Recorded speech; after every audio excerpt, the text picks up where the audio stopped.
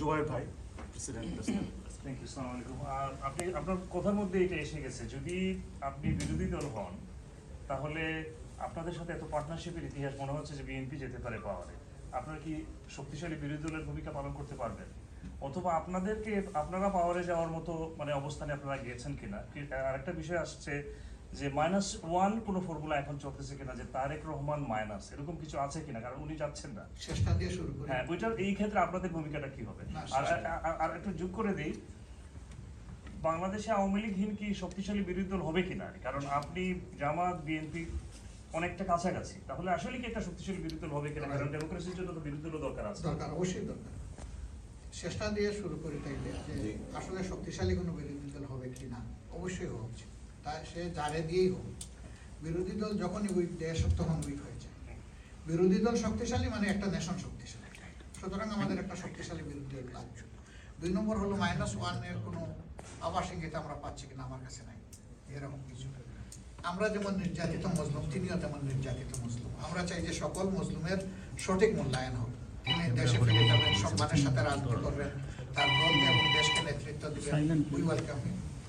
এরপরে আপনি বলেছেন যে আমাদের দ্বারা আমরা যদি বিরোধী দলে বসি তাহলে আমরা শক্তিশালী বিরোধী দল হতে পারবো কিনা। আমরা আওয়ামী লীগের চাপ যেমন সহ্য করতে সংসদের চাপ আশা করি। Thank you. ধন্যবাদ। FM news. আমার প্রশ্নটা হলো, বিএনপির অ্যাক্টিং চেয়ারম্যান এখানে আছেন, আপনি একটি বৃহৎ দলের আমির।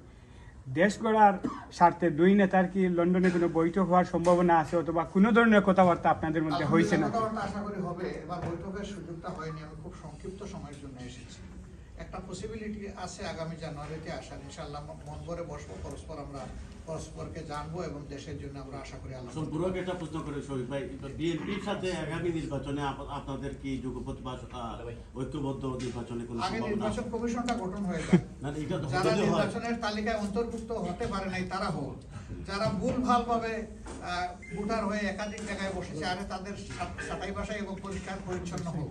এটা একটা কথা। 2 নম্বর হলো যে ডেমোক্রেসির সৌন্দর্য হচ্ছে যে ডেমোক্রেসিতে যেমন একটা কনসিস্টেন্ট রুলিং পার্টি থাকবে, তার পাশাপাশি একটা শক্তিশালী বিরোধী দলও লাগবে।